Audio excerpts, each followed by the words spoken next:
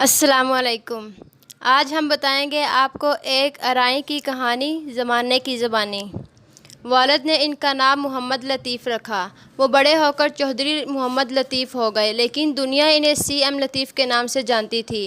وہ پاکستان کے پہلے وسندی انڈسٹریلسٹ تھے، اور انڈسٹریلسٹ بھی ایسے کہ چین کے وزیر اعظم چوان لائی، شام کے بادشاہ حافظ الاسد اور تھائی لینڈ کے بادشاہ ان کی فیکٹری دیکھنے کے لیے لاہور آتے تھے۔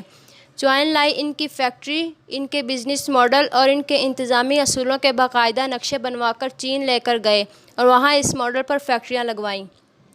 سی ایم لطیف کی مہارت سے شام، تھائی لینڈ، ملائیشیا اور جرمنی تک نے فائدہ اٹھایا۔ وہ حقیقتاً ایک وسندی بزنس مین تھے۔ وہ مشرقی پنجاب کی تحصیل بٹالہ میں پیدا ہوئے۔ والد مہر میران بخش ارائی اپنے بچوں کو اعلیٰ تعلیم دلانا چاہتے تھے، لیکن وہ لطیف صاحب کے بچپن میں فوت ہو گئے۔ لطیف صاحب نے والد کی خواہش کے مطابق اعلیٰ تعلیم حاصل کی۔ یہ 1930 میں میکینیکل انجینئر بنے، اور تعلیم مکمل کرنے کے بعد انہوں نے 2 کمروں اور ایک برآمدے میں اپنی پہلی مل لگائی۔ یہ صابن بناتے تھے۔ ان کے چھوٹے بھائی محمد صدیق چودھری بھی ان کے ساتھ تھے۔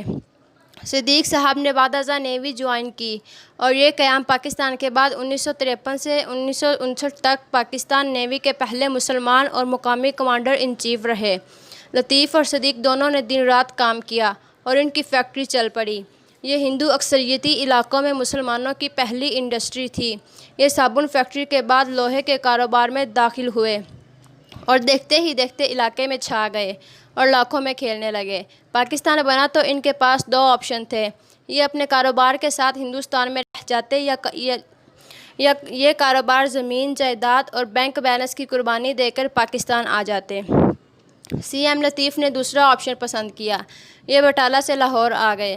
لاہور اور بٹالہ کے درمیان 53 کلومیٹر کا فاصلہ ہے، لیکن اگر حقیقی طور پر دیکھا جائے تو یہ دونوں شہر 2 دنیاؤں کے فاصلے پر آباد ہیں۔ آزادی نے سی ایم لطیف کا سب سے بڑا یعنی بہت بڑا اثاثہ لے لیا۔ یہ بٹالہ سے خالی ہاتھ نکلے اور خالی ہاتھ لاہور پہنچے۔ بٹالہ میں ان کی فیکٹریوں کا کیا سٹیٹس تھا، آپ اس کا اندازہ صرف اس حقیقت سے لگا لیجئے: ہندوؤں اور سکھوں نے ان کی ملوں پر قبضہ کیا، کاروبار کو آگے بڑھایا، اور آج بٹالہ لوہے میں بھارتی پنجاب کا سب سے بڑا صنعتی زون ہے۔ سی ایم لطیف بہرحال پاکستان آئے اور 1947 میں نئے سرے سے کاروبار شروع کر دیا۔ انہوں نے لاہور میں بٹالہ انجینئرنگ کمپنی کے نام سے ایک ادارہ بنایا۔ یہ ادارہ آنے والے دنوں میں بیکو کے نام سے مشہور ہوا۔ بیکو نے پاکستان میں صنعت کاری کی بنیاد رکھی۔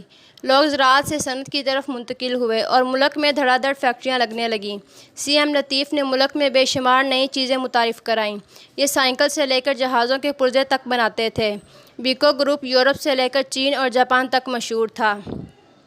جاپان اور چین کی حکومتیں اپنے لوگوں کو ٹریننگ کے لیے بیکو بھیجتی تھیں۔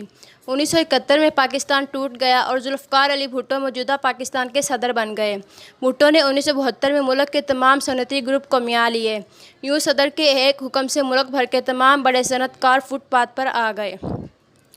آپ تصور کیجئے ایک شخص جس نے 1932 میں بٹالہ میں کام شروع کیا، اور وہ جب وہاں سیٹھ بنا تو اس کا سارا اثاثہ آزادی نے لوٹ لیا۔ وہ لٹا پٹا پاکستان آیا۔ اس نے دوبارہ کام شروع کیا۔ ایک ایک اینٹ رکھ کر ایسی عمارت کھڑی کی جسے دیکھنے کے لیے دنیا کے ان ملکوں کے حکمران آتے تھے جنہوں نے مستقبل میں اکنامک پاورز بننا تھا۔ لیکن پھر ایک رات اس کا سارا اثاثہ اس ملک نے چھین لیا جس کے لیے اس نے 1947 میں اپنا سب کچھ قربان کر دیا تھا۔ آپ تصور کیجئے اس شخص کی ذہنی صورتحال کیا ہوگی۔ سی ایم لطیف حوصلہ ہار گئے۔ وہ پاکستان سے نقل مکانی کر گئے۔ وہ جرمنی گئے اور جرمنی کے ایک چھوٹے سے گاؤں میں زندگی گزار دی۔ انہوں نے دوبارہ کوئی کمپنی نہیں بنائی، کوئی کاروبار کیا، اور نہ ہی کوئی فیکٹری لگائی۔ وہ طویل العمر تھے۔ ان کا انتقال 2004 میں 97 سال کی عمر میں ہوا۔ وہ باقی زندگی صرف باغبانی کرتے رہے۔ ان کا کہنا تھا: دنیا کا کوئی شخص مجھ سے پودے اور پھول نہیں چھین سکتا۔ جنرل ضیاء الحق نے 1977 میں انہیں بیکو واپس لینے کی درخواست کی، لیکن سی ایم لطیف نے معذرت کر لی۔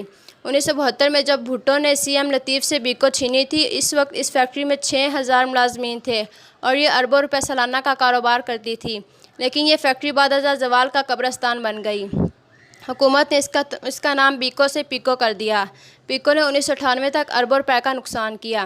یہ ہر سال حکومت کا جی بھر کر خون چوستی تھی۔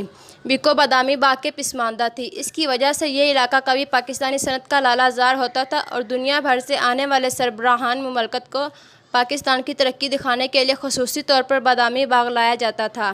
لیکن حکومت کی ایک غلط پالیسی اور ہماری سماجی نفسیات میں موجود حسد اور خودکشی کے جانے سے اس لالہ زار کو صنعت کا قبرستان بنا دیا تھا، اور لوگ نہ صرف بکو کی اینٹیں تک اکھاڑ کر لے گئے بلکہ انہوں نے بنیادوں اور چھتوں کا سریہ تک نکال کر بیچ دیا، اور یوں پاکستان کا سب سے بڑا وسندی صنعت کار اور ملک کی وہ صنعت جس نے جاپان اور چین کو صنعت کاری کا درس دیا تھا، وہ تاریخ کا سیاہ باب بن کر رہ گئی۔ آج حالت یہ ہے، وہ لوگ جن کے لیڈر پاکستان سے صنعت کاری کے نقشے حاصل کرتے تھے، وہ لوگ سی ایم لطیف کے ملک کو بلڈوزر سے لے کر ٹریکٹر اور ٹوٹی سے لے کر ہتھوڑی تک بیچتے ہیں، اور سی ایم لطیف کی قوم یہ سارا سامان خرید کر پاک چین دوستی زندہ باد کے نعرے لگاتی ہے۔ ہم کیا لوگ ہیں؟ ہم 1972 میں ملک کو کاروبار اور صنعت کا قبرستان بنانے والوں کی برسیاں مناتے ہیں، لیکن ہمیں سی ایم لطیف جیسے لوگوں کی قبروں کا نشان تک معلوم نہیں، اور نہ ہی یہ معلوم ہے کہ زندگی کی آخری سانس تک پاکستان کو کس نظر سے دیکھتے رہے۔ یہ المیہ اگر صرف یہاں تک رہتا تو شاید ہم سنبھل جاتے، شاید ہمارا ڈہلوان پر سفر رک جاتا، لیکن ہم نے ڈہلوان پر گریس بھی لگانا شروع کر دی ہے۔ ہم 22 کروڑ لوگوں کی قوم ہیں، لیکن ارب پتی صرف 2 ہیں۔ کیا کام کرنا، کیا ترقی کرنا جرم ہے؟ کیا ہم بھی سیاستدانوں، بیوروکریٹس اور جرنیلوں کی طرح دبئی، لندن، نیو یارک میں بیٹھ جائیں؟ کیا ہم بھی ایان علی بن جائیں؟ کیا ہم بھی اپنا پیسہ لیں اور ملک سے روانہ ہو جائیں؟ ہم اس ملک میں کام کرنے والے لوگوں کو سی ایم لطیف کی طرح دوسرے ملکوں میں کیوں دیکھنا چاہتے ہیں؟ مجھے اکثر اوقات محسوس ہوتا ہے ہم اس ملک میں کام کرنے والوں اور ترقی کرنے والوں کو پسند نہیں کرتے۔ وہ لوگ جو ریاست کے داماد بن کر پوری زندگی گزار دیتے ہیں، وہ ہمارے ہیرو ہوتے ہیں، اور جو لوگ ملک بھر کے پیاسوں کے لیے کنویں کھودتے ہیں، اور جب تک ہم سی ایم لطیف کی طرح انہیں کنویں میں نہ پھینک دیں، ہمیں اس وقت تک تسلی نہیں ہوتی۔ ہم محسنوں کو ذلیل کرنے والے لوگ ہیں۔ ہم نے محسن پاکستان ڈاکٹر عبدالقدیر خان کے ساتھ کیا سلوک کیا؟ نہ ہم نے اس ملک میں ملک بنانے والوں کو بخشا، اور نہ ملک بچانے والوں کو بخشا، اور نہ ہی ملک سنوارنے والوں کو بخشا۔ اللہ سبحانہ و تعالی ہم سب کو ہدایت نصیب فرمائے، آمین۔